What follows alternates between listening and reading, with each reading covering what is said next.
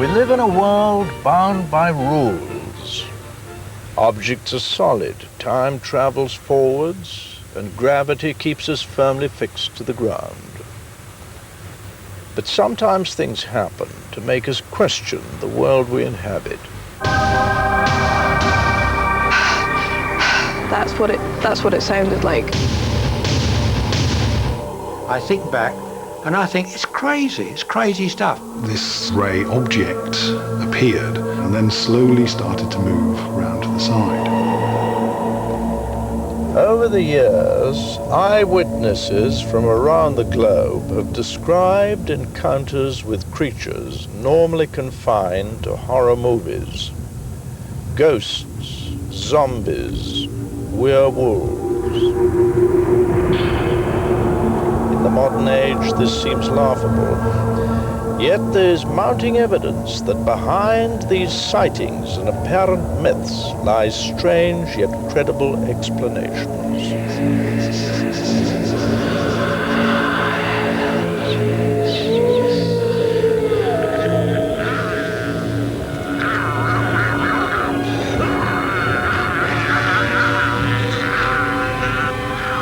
One of the most enduring myths is the legend of the werewolf.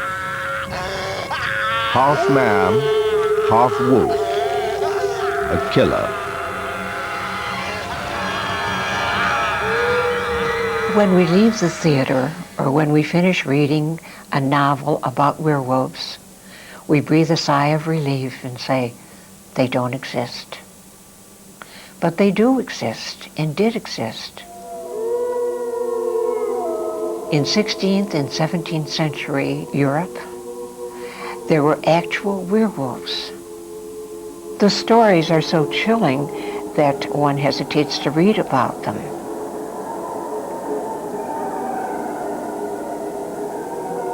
This is the story of one of the most notorious werewolves in Europe in the 16th century. His name was Stub Peter.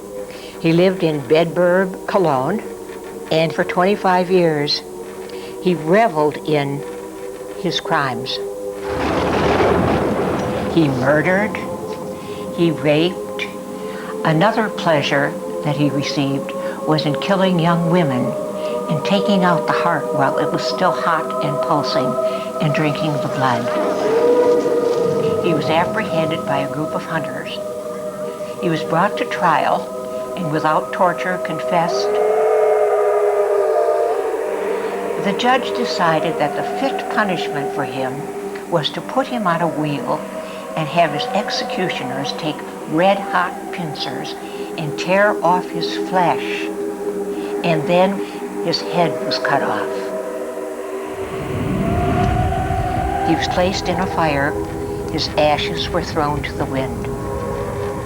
It was a powerful reminder to the community of what happens to a werewolf.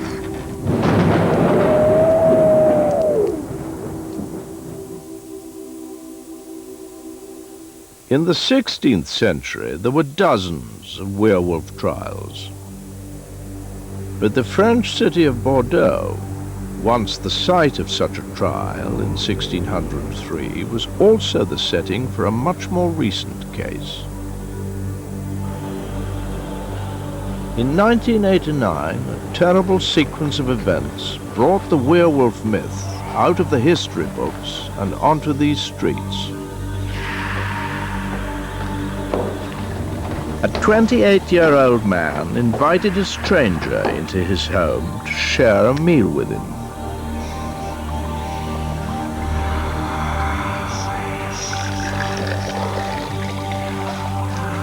Suddenly, the young man launched a vicious and unprovoked attack on his guest, beating him to death with his bare hands.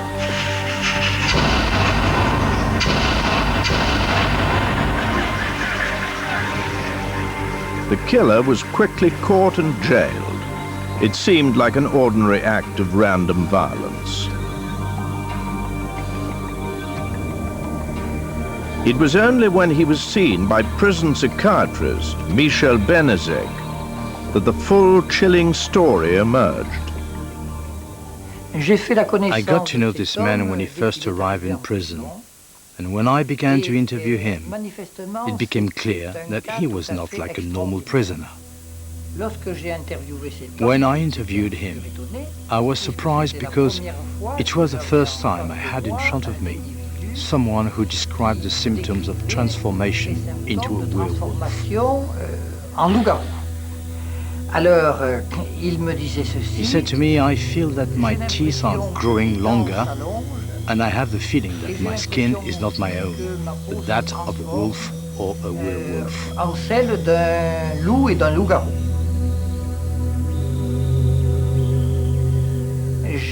I become bad, and I want to bite. I want to drink blood. I want to eat flesh.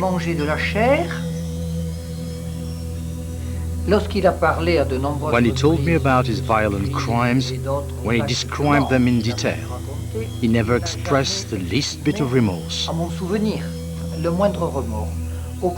the contrary, he was positively jubilant. After observing him for a few months and running many different tests, I diagnosed him with lycanthropy.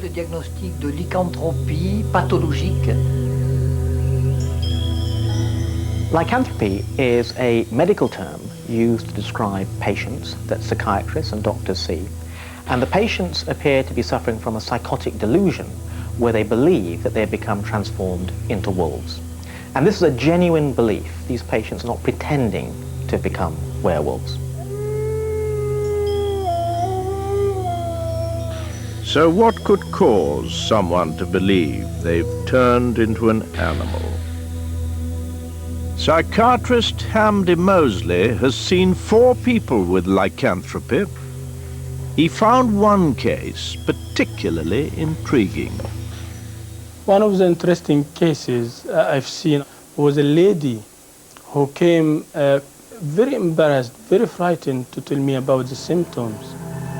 The woman was convinced her hands were turning into claws. She was frightened about this feeling, and when I asked her why, she said that because I'm going to be crazy or mad, because I'm going to change into animal. So what was going on? There are certain areas of the brain that correspond directly to different parts of the body.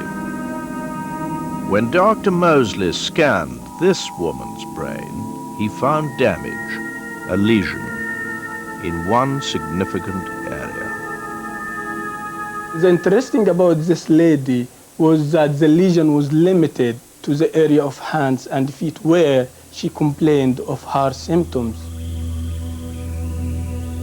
Dr. Moseley concluded that it was damage to this woman's brain that made her feel she was turning into an animal. Her brain was telling her it was true. But this was just one case. There are other possible explanations for lycanthropy. One theory is that these people are suffering from a major mental illness like manic depression or schizophrenia, which can cause a psychotic delusional state. Manic depression seems to be one of the most common diagnoses given to people who might be suffering from lycanthropy. An absolutely key point about lycanthropy is that people who are suffering from this delusion today, when they receive treatment, the vast majority of them get better. And this raises the intriguing question about what would have happened in the Middle Ages when these people were being burned at the stake. If it had been treated in a medical way, like we do today, then those people would have had a very different fate. But what was the fate of the killer from Bordeaux, convicted of manslaughter? This man refused treatment of any kind, so it wasn't possible to treat him appropriately. He has now been released and he is free in the community. And I believe there is a chance he'll do it again.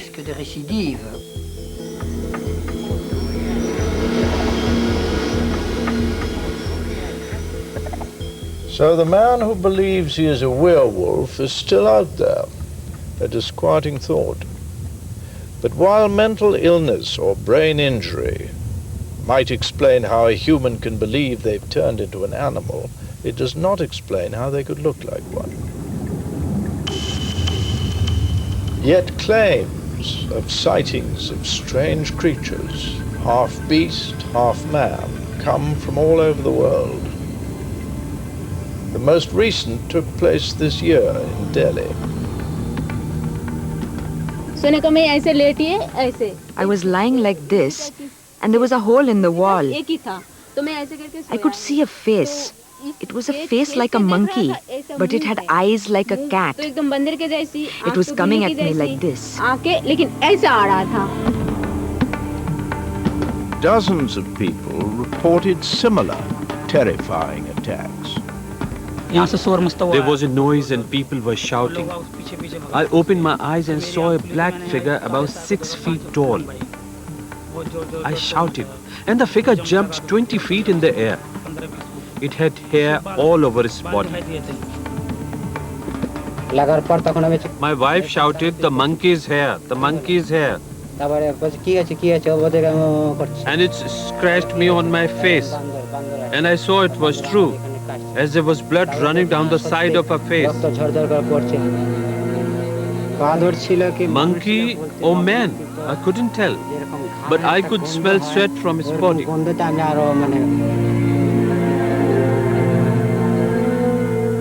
Nobody was going out in the street in the night.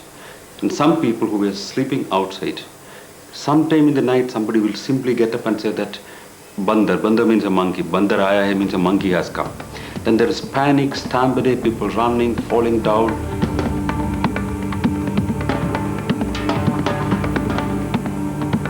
It was like a complete panic everywhere, and people were afraid. And we could see the fear, we can touch the fear on their face. 3 people died in the mad rush to escape attack. The crime rate fell dramatically as people stayed off the streets. Bizarre descriptions appeared in the press, and the police collected hundreds of eyewitness accounts. We had to go in very good strength in the areas affected. We had to patrol the area day and night, continuously. 3,000 police officers were sent out onto the dark and deserted streets. It seemed an extreme reaction, but no one really knew what was causing the panic. Could it have been the most obvious thing, a rogue monkey attacking people? There are monkeys living wild on the streets of Delhi. They're very bold and notoriously mischievous. They'll enter into the houses, they'll open the fridge, they'll take out foodstuff to eat, they will open the tap, they will drink water.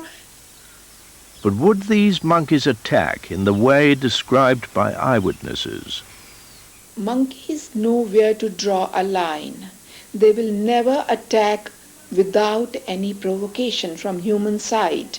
So they will not just come and start biting. Rhesus monkey does not behave the way the monkey man was behaving. Rhesus monkeys are not Superman.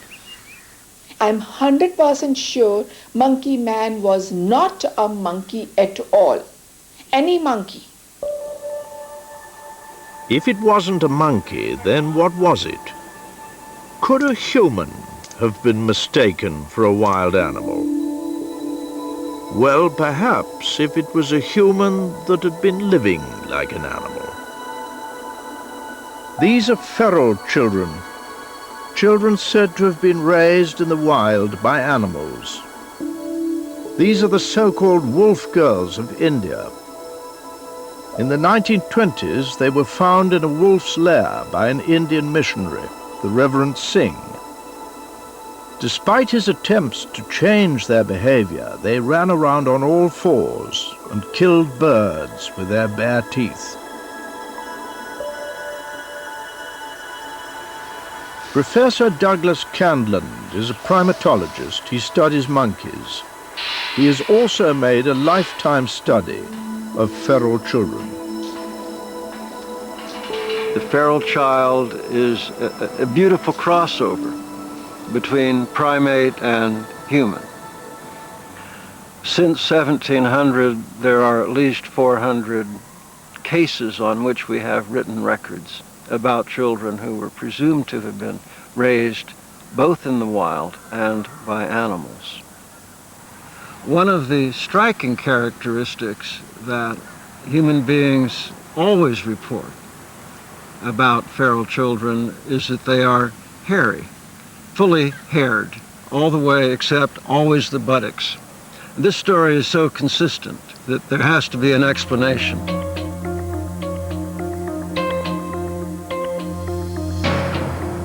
Many stories of feral children come from historical accounts and are difficult to verify. When Professor Candland heard about a case in Uganda, he packed a bag and went. The story he heard was of a boy found living with monkeys in the forest. The story had actually begun 10 years earlier. Millie Saber was collecting firewood when she saw a group of monkeys.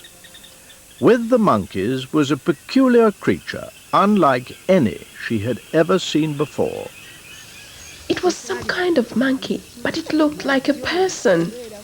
It looked half monkey, half human. All the monkeys were trying to scare us away from the creature. They were trying to protect it. I grabbed a stick and I poked him and he fell out of the tree. I had often heard the old stories about monkeys giving birth to creatures that were half monkey, half human. I never believed it, but now I thought, oh my God, those stories must be true. You know, I even looked to see if it had a tail. The boy they found in the trees that day was just 5 years old. Villagers washed and shaved the boy, and he was cared for by local people. John Sabunya is now a teenager, but he claims he can still remember everything that happened in the forest. My mom and dad used to fight all the time, and in the end, he killed her. I saw him do it, and I ran to the forest. I was too scared to go on, in case my dad got me and killed me.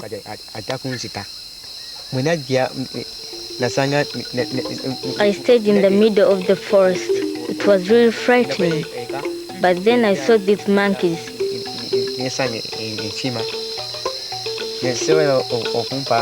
They came over to me and gave me bananas and cassava root. John, who was only 5 at the time, has no idea how long he spent with the monkeys before he was rescued. Millie, may I ask you a question? How long was the hair on his head when you first saw him? He had hair all over his body, thick hair. It was a funny gray color. The hair on his head was so long and curly and all knotted. He was covered in scabs and wounds. Here are the scars. The hair on his body was everywhere, except on his buttocks. There wasn't hair on the buttocks. Professor Candland was very impressed by John's deep knowledge of monkeys, but he couldn't explain the hairiness that witnesses had described. I'm not a specialist in dermatology or in hirsuteness, but I can't see any reason why the so-called feral child would be particularly hairy. The answer may lie in what John ate, or rather didn't eat while in the forest. See that you have got someone. Professor Hubert Lacey is an expert on eating disorders. Well, there are many reasons why someone might become more hairy. I mean, some people are born with a lot of hair. Sometimes that goes quite quickly. Sometimes it remains. Sometimes following cancers and maybe certain hormonal conditions. But one particular one is when there's significant starvation. In anorexia nervosa, patients with who develop very low body weight, they will develop a very fine downy hair called lanugo hair, which is over most of the body, particularly over the chest and the face. So if John was living on scraps of food for weeks on end, is it possible this caused him to grow hair all over his body? If a child was living rough and if they weren't having sufficient food, then with the weight loss they would probably develop these characteristics. Starvation doesn't always cause hair growth, but why does it happen at all? It does appear that there could be an evolutionary advantage to this, because for people who are starving, they lose their body fat, and they could have difficulties in maintaining their temperature. But these tiny hairs can trap air, and the result is it's rather like an extra vest. So it would perhaps have an evolutionary advantage in helping someone who's out in the wild to survive. Feral children or adults who are exceptionally hairy for whatever reason may help explain reports of creatures half man, half beast. In the case of the so-called monkey man of Delhi, we'll never know because he was never caught. After 2 weeks of terror, the attacks suddenly stopped.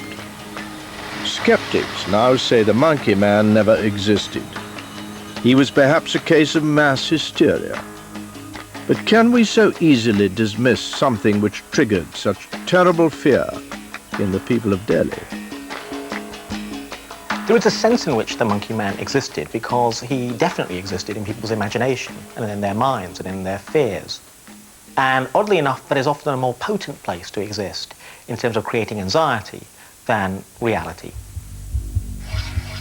Witnesses still maintain they saw something and that what they saw was real.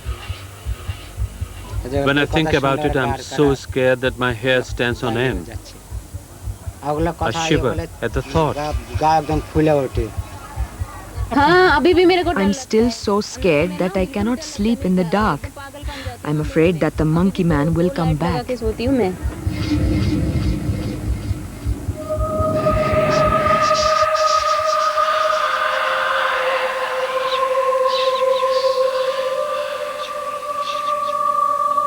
The dozens of witnesses who claim to have seen the attacks by the so-called monkey man have consistently stuck to their version of events. But whatever the truth, in the telling and retelling of what happened, the story clearly became embellished. And that's not so surprising, because in a mysterious way, many of us would like to believe in strange phenomena. But what are we to make of those who say they can bring people back from the dead? Is the art of black magic just another illusion or something rather more sinister?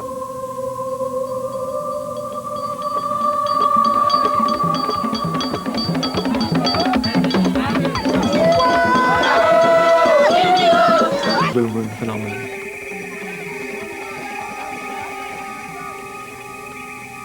A poison that paralyzes and mimics death is a credible explanation of the zombie myth, because it concludes that the victim hasn't really died. And if they haven't really died, then you don't have to explain how they come to be resurrected.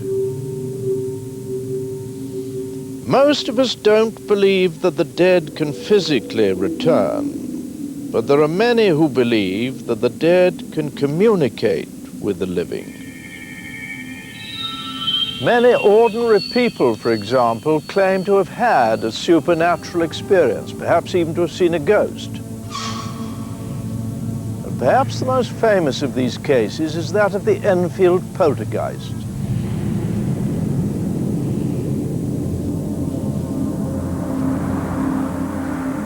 It was obvious from the word go that it was a real case. Maurice Gross is an investigator of paranormal phenomena. Even now, 25 years later, I think back and I think it's crazy stuff.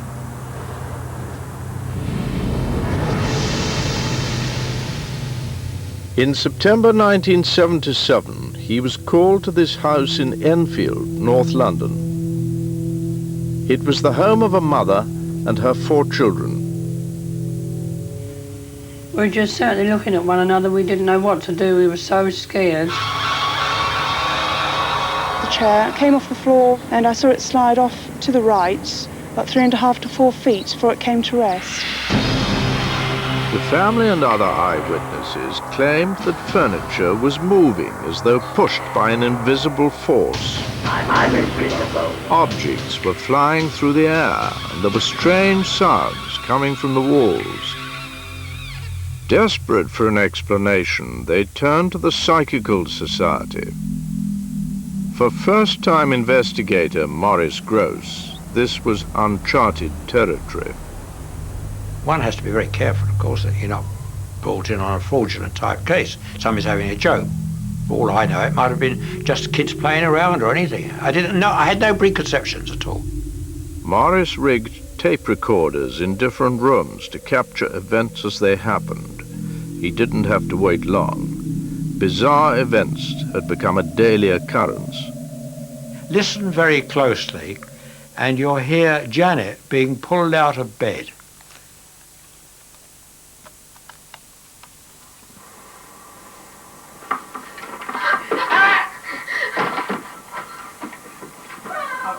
Out the room and I couldn't. Oh, that's incredible. How the hell did she get through there? This time Janet was thrown right out of the room onto the stairs. Maurice was soon convinced he was dealing with a poltergeist.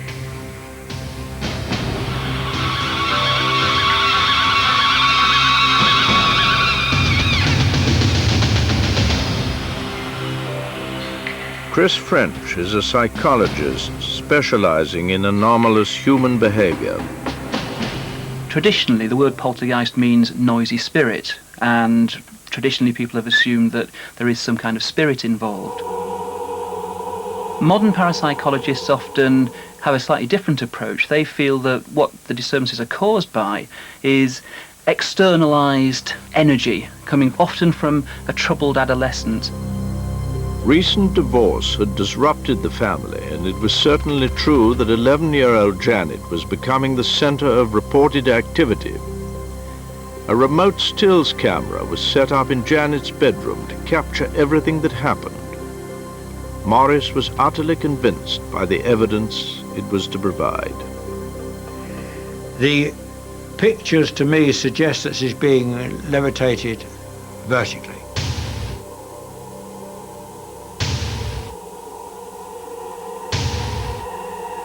Skeptics suggested that Janet might simply be jumping.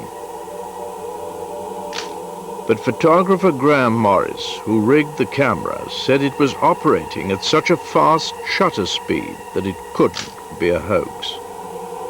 She started off flat in bed, normally. The next shot, the covers had come away. Her arms were flat by her side. There is no picture of her between flat and coming out of the bed. She's gone from that to that. She's literally flying. In a sixth of a second.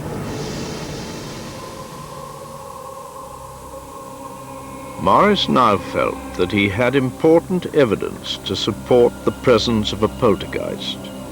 But he was even more convinced when the poltergeist found a voice. This recording you're going to hear now is the first time it spoke. I spoke to you when I challenged it to speak. Let me hear you say my name. Come on, let me hear you say my name. Come on, my name's Morris. Let me hear you say it. Morris. And that voice was coming out of the mouth of 11-year-old Janet. So, what you're saying is we couldn't get rid of you by praying to God. Does that sound like a child's voice? Just judge for yourself. Dozens of other witnesses heard Janet speak in this voice. Father, that you protect me from you killing me. From what the voice told him, Morris came to believe that the spirit of a dead man called Bill was speaking through Janet. And Morris later discovered that Bill was a real person who had lived and died in the house. And I fell asleep, and I died. sat in a chair in the corner downstairs. We didn't know that at the time. As far as I know, nobody knew about it. It was only on our later research we found out that's exactly how he died. The newspapers that picked up the story seemed convinced that Janet had indeed been possessed. I'm invisible. But the skeptics were not so sure. Now, I mean, there's no dispute at all from anyone that with respect to where this deep, gravelly voice is coming from, it's coming from Janet. Those who would argue that we're actually hearing a spirit voice would say that a child of that age couldn't maintain this kind of deep, guttural voice for a long period without doing serious damage to the vocal cords. I'd say we don't know what the effects would be, and certainly Janet's uncle did actually claim that she trained herself to speak in this voice. So was the whole thing just a hoax? And if it was, how could so many eyewitnesses, and Morris himself, who spent 18 months investigating the case, have been fooled? I think we'd all like to believe in life after death. I mean, it's a very comforting notion. And so any particular case which seems to supply evidence suggesting that we do survive bodily death is something that we're going to want to be true. It might be worth mentioning that Maurice Groves himself had actually lost a young daughter tragically a couple of years before this investigation began. And on top of that, you've got a man who had dedicated his life to psychical research and desperately wanted to find a case like this. The family don't want to discuss what happened, but at the time they did sign written statements declaring that they were telling the truth about events that took place in their home. Out there, people can make up their own minds what it's all about. What I have done and what we have done is present the evidence, and we believe that speaks for itself. No matter what these armchair critics say, this evidence speaks for itself.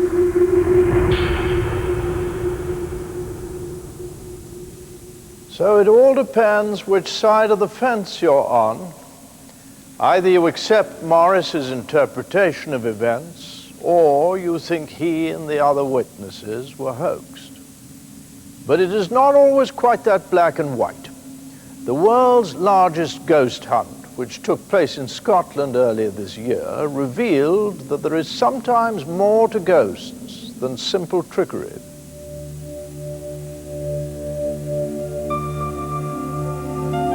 A lone piper is said to walk the battlements of Edinburgh Castle, and its dungeons are said to be haunted by the ghosts of French soldiers imprisoned there in the 18th century. In fact, Edinburgh is reputed to be the most haunted city in Europe. It's here that Dr. Richard Wiseman and a team of researchers set up a ghost hunt using a battery of high-tech equipment and over 240 volunteers.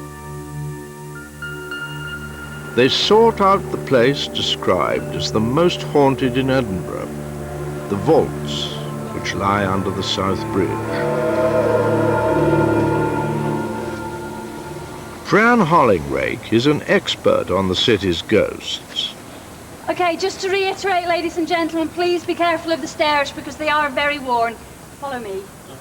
5 years giving guided tours here has convinced her that the vaults deserve their reputation. Hardly a week has gone by without somebody having something strange happen to them. Generally, it's the customers who come on the tours that have the experiences, but on several occasions I myself have experienced strange phenomena. These chambers have only recently been reopened after being walled up for years. Since then, there have been reported sightings of 8 different spirits, including that of an angry man wielding a knife and a mischievous little boy. There was one particular room that I was standing in, and I was wearing a long black cloak, and I was holding a candle in my hands, and suddenly there was this sort of sharp tug, and my hands moved very sharply. And being the professional I am, I sort of carried on talking, and it happened again, this sort of sharp tug, And I remember thinking, go away, little boy, I'm busy. You know, I'm like you do to a 5-year-old, you know, look, go, stop bothering me. And it didn't happen again, and I was quite shaken by it, but I sort of carried on, and it wasn't until I finished that actually the full force of it sort of hit me, and I started to get quite, you know, anxious about it.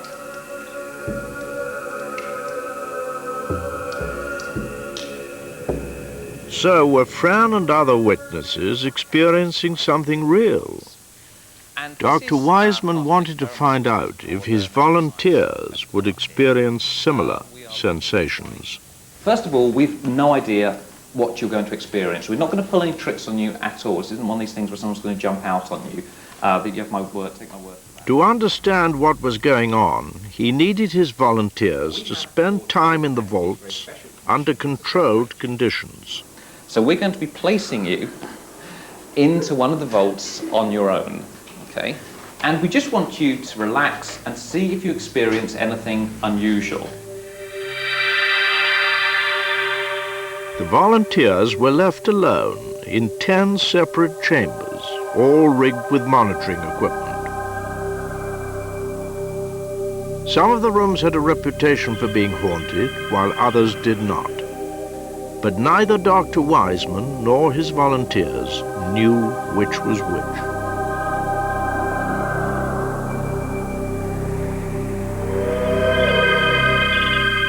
The volunteers were left alone to record everything that happened.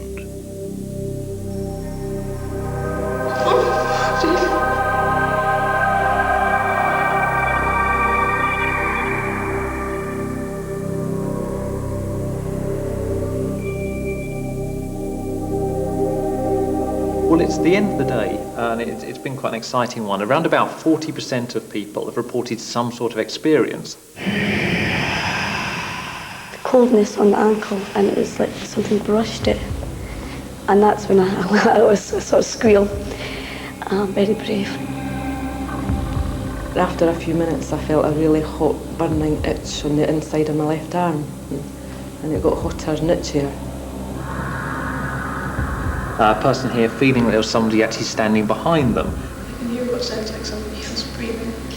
That's quite terrifying. Another person reporting there actually has a sensation of being watched. One person has actually seen a figure of a man with a leather apron.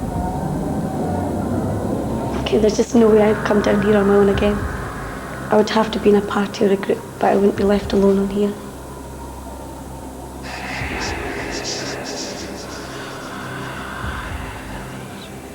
When Dr. Wiseman analyzed the data, he discovered something very interesting. The people who had experienced ghostly phenomena were those who had been in the haunted vaults. But was this proof that there were spirits present? Dr. Wiseman's equipment offered other possible explanations. What we discovered is the haunted vaults have more sense of air movement in there than the control vaults. So maybe people are walking in, feeling a draft, and that's the unusual experience. Now, we also found out that the haunted vaults have a rather unusual variation in their magnetic fields. And so, and this is a controversial theory, but it's still a possibility, that people are walking in and those fields are having a rather unusual effect on their bodies and maybe their brains, and that accounts for the experiences that they're having there. Could magnetic fields really make us feel a ghostly presence? Dr. Michael Persinger thinks they can. In a specially built chamber, he can induce supernatural experiences by using electromagnetic fields. If we apply the fields in a specific sequence, we can induce the experience of a sensed presence, that there are some entities standing beside the person. Dr. Persinger has found that he can recreate these experiences by exposing volunteers' brains to intense magnetic fields. This volunteer is wearing a special helmet rigged to stimulate her brain. Under its influence, she starts to experience something which sounds chillingly familiar. It's as though something's got hold of my left leg and my discolorated. It's as though something's pulling me, but I can't see what it is doing it. I'm frightened. This is odd. I don't know what I'm frightened about. I feel really scared. The sensations this woman described under the influence of a magnetic field are very similar to those experienced by the volunteers in the vaults in Edinburgh. I felt a very sharp tug on my cloak, and it happened twice. And I have no idea. I thought I'd trodden on my cloak or caught it on a nail, but there was absolutely nothing there. I'm so scared. There was definitely a feeling over there of something going past. Although the magnetic fields in the vaults in Edinburgh were not as strong as those used by Dr. Persinger, they may still help to explain what the volunteers experienced. But there are other invisible forces that can cause us to see ghosts.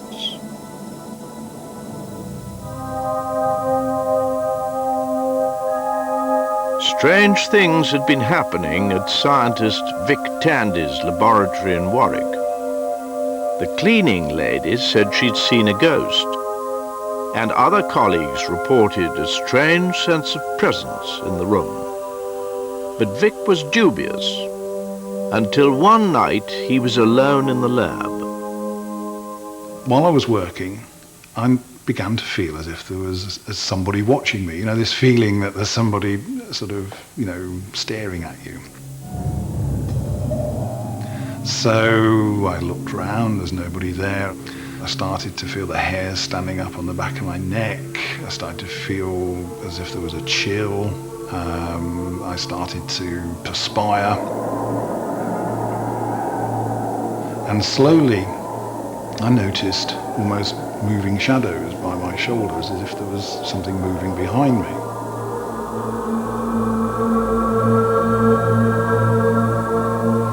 And then this sort of grey object appeared, first of all just very much in my peripheral vision, and then slowly started to move round to the side.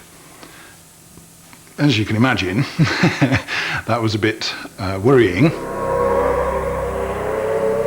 I thought, well, there's nothing else I can do really. I've got to turn and look at this thing. And so as I turned to kind of face it, it just disappeared.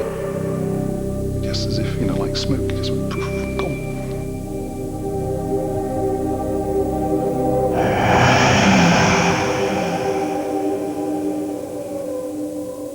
The next day, Vic was making some adjustments to a thin metal blade when it began to vibrate, apparently of its own accord.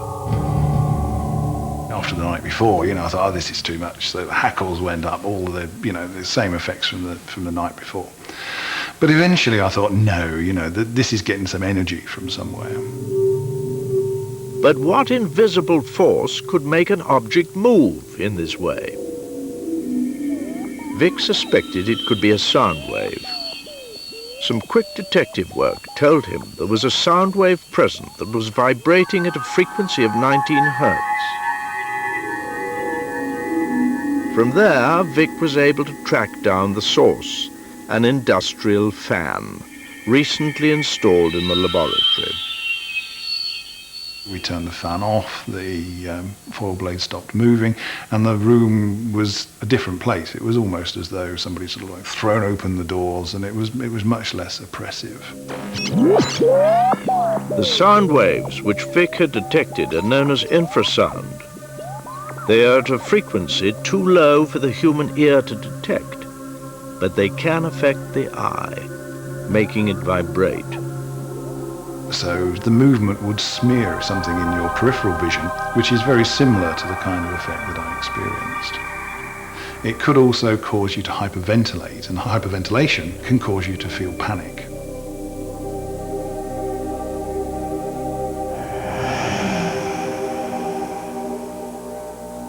Vic was convinced that infrasound produced by the fan had caused him to see the grey figure and heightened his feelings of fear.